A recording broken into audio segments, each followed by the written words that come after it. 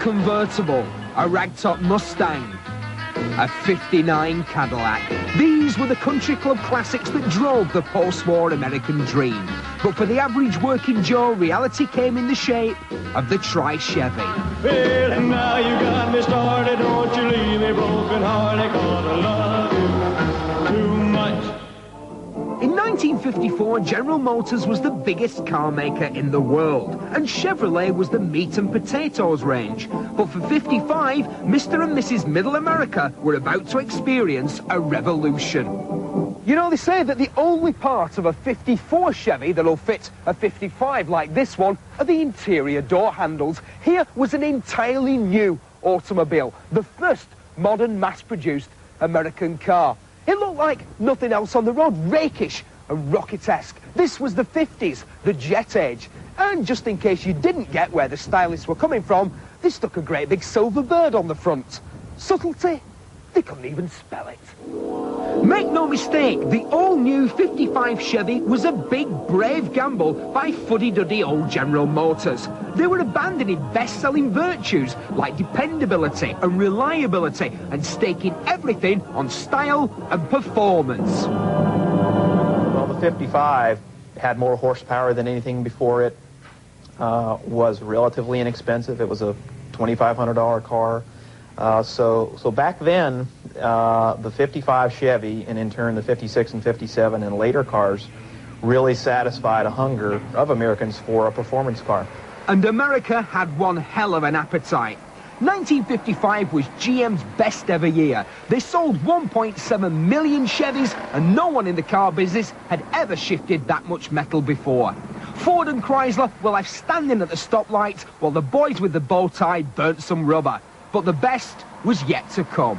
Don't just look at it, drive it, said the sales pitch for the 57 Chevys. But the cars were undoubtedly a sight to behold. And the best looking of the bunch was this beauty, the two-door Bel Air Sports Coupe.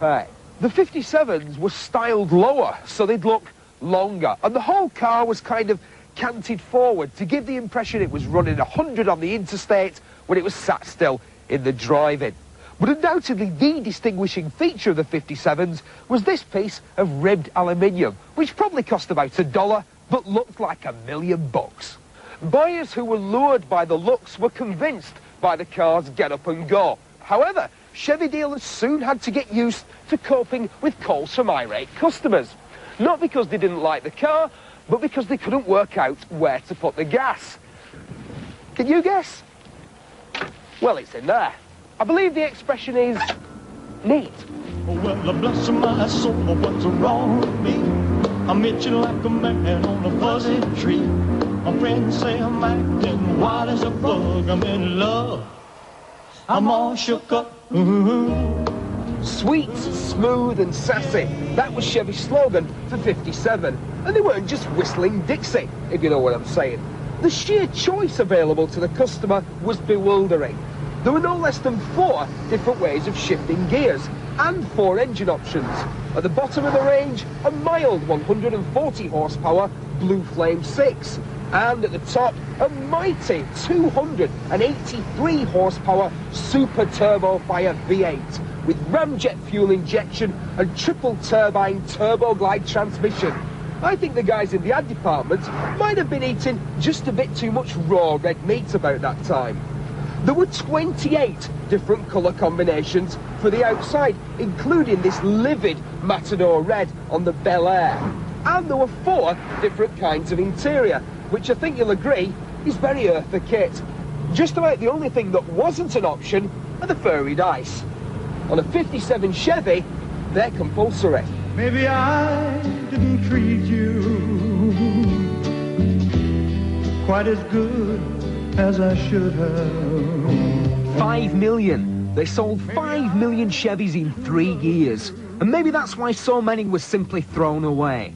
But today, an enormous industry is dedicated to restoring this 50s original. But the big business is in reproduction parts. Classic Chevy take up to 1,000 phone calls a day, process 400,000 orders a year. And that means a business worth $3 to $4 million a month. Now that is big. In fact, if I started taking parts off the shelves back there, by the time I get to here, I could have built myself a classic Chevy. The 57 Chevy isn't perfect, but then neither were Elvis, JFK or Marilyn. And America has the same enduring love for this car that it has for them. You see, here, you don't get to become an idol until you've proved you're only too human. Well, we're gonna rock all our blues away.